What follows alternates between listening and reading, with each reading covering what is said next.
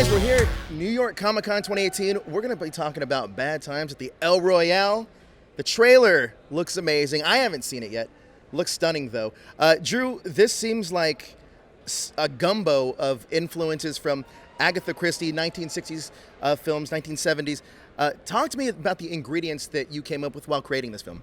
I love it. Gumbo is the perfect way to describe it because it really is just sort of, I take the things I love, right? I love crime fiction. I love film noir. I love big ensemble movies. I love 60s music. So much of this movie is about my love for the music of the 1960s and sort of wanting to celebrate the sort of artistic revolution that was happening in the 60s. I sort of take all those things and throw it into the gumbo pot, as you say, spice it up with a little of my own stuff, and out comes El Royale.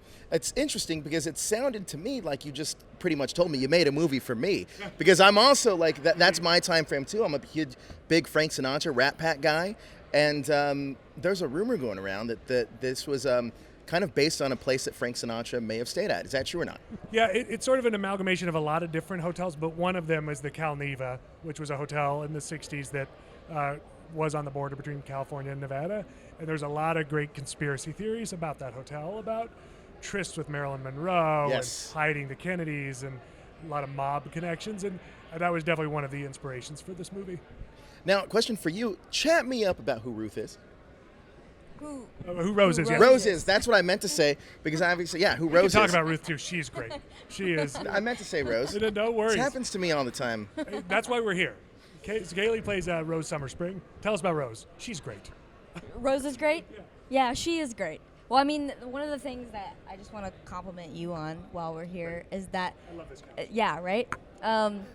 Is that it's just an actor's dream that these characters are have so much heart to them, the humanity that you put into it. And when I went to that audition room and we chatted for like 45 minutes, you just have such a heart for it. And when we're on set talking about the character, you know, she does some pretty questionable things, but it, you know, like the heart grounded by like that, the heart that you put into all these characters and Rose was just so, it was like it was a dream for me to have that and be able to just see you're so passionate about every character, and I love how much you cared.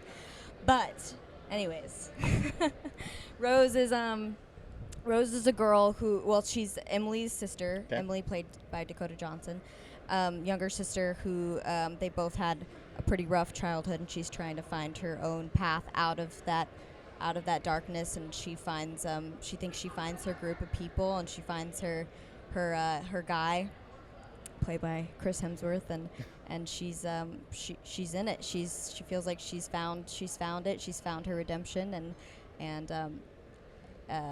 yeah, that's kind of what leads her to where she's at the El Royale. So, Kaylee, this is a huge ensemble cast, and surrounded by such great actors as well as yourself. Is there any piece of advice that you may have got from any of these vet actors that you can take with you throughout any other experience you may have? I don't know if I mean, I definitely have gotten advice, but something that I've watched and seen that I've taken in is all these amazing actors and actresses that I've worked with that stand their ground and who speak their mind, but are also incredibly kind people. And the people that I've seen are successful, know how to get points across without being total jerk. Sure. And that's really my goal, is just to be a kind person who knows how to speak their mind and get their points across, you know.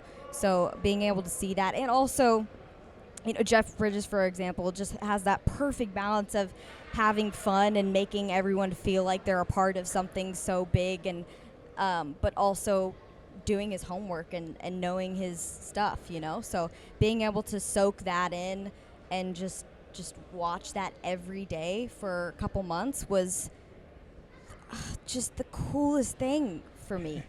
I think coolest thing for all of us. There was moments where we'd all look around and be like, "Look, that's Jeff Bridges right there." Right. Wait, he's here working with us. Oh, we should do our work because he's so extraordinary. I call it the Jeff Bridges halo effect. He's just the type of actor that lifts everyone else around him, not just cast but crew. He knows every PA's name before I did. He shows up, he knows all his work, he's excited, he's infectious with his enthusiasm, he's nurturing to the other cast So members. It was fun to watch and say, okay, everybody watch how Jeff does it. This is why he has the career he has. Sure. Because he approaches it from such a place of love and compassion for his fellow artists. And so I know I certainly learned a lot just watching Jeff. And he asked so many questions. Like he was always learning, and to watch him not come on set like, yeah, I got this, guys. He was like, I don't know, tell me, let's do this together. Oh, wow. Yeah. He understands that the art, so much of art, and I think so much of acting is about exploration and discovery, and you're searching for these answers. You don't have the answers; you're finding them. If you're tuned into your emotions, and Jeff embodies that. It's very much a journey with Jeff, and that's a journey I think all of us feel so privileged that we got to take. I love hearing about sets like this, mainly because it's the collaborative effort of creative people, which I really like hearing about. Speaking of which, let's pretend Drew's not here. Right. When you first open up the script and you start reading it, what goes through your head, and you're like, and what part sells you like, this I have to do? Well, I just want to be clear that, I mean, to get a script, I mean, I've only done, this is my second film that's Sure. coming out, so to even have these opportunities and these scripts coming in by these people who've been in it for so long and are pros, you know, just to get the email that you're going to have a script coming your way is just that in itself is like, what the heck is going on right now? So, I mean, I'm already so intrigued. And then getting to read the script was such a treat. Like, I could have stopped there. I could have read that script and been like, wow, I'm so happy I had the opportunity to read this. And that's kind of how it felt like the whole process of working to get this role.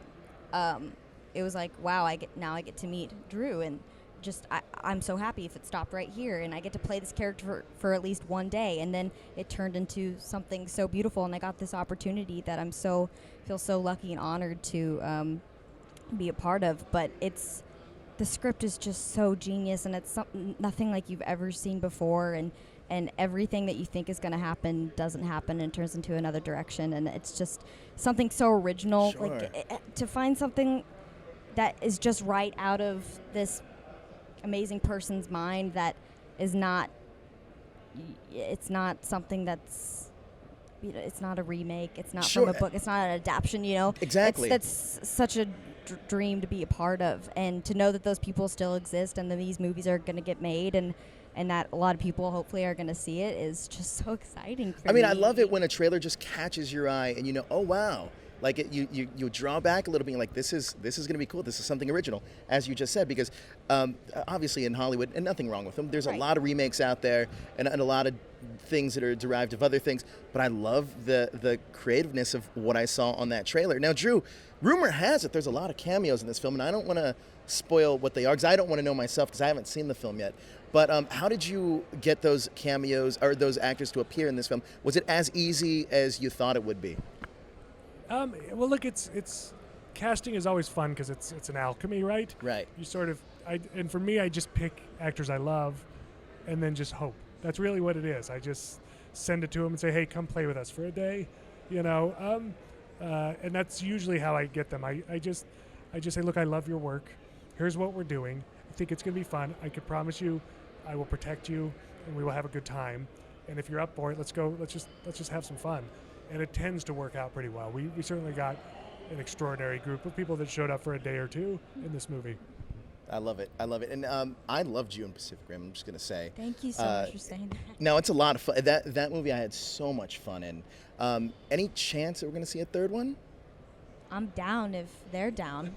Well, I'm down if you're down. Yeah. I mean, Well, in. it sounds like That sounds good. Great. Then there it is. well, There it is. it's going to happen If it's now. up to the Officially, we three of just us, said it's happening. it's three of us. And Drew, I have to ask because you're playing with some very important characters, and I talked to Rhett and Paul, Yes. and they're really excited with what you're going to do with X-Force.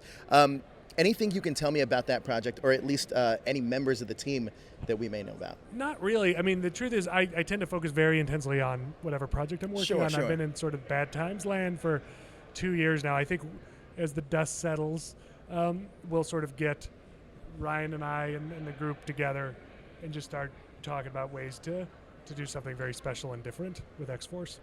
I'm very excited. But guys, thank you so much for coming out. you. Bad Times at the El Royale. I can't wait.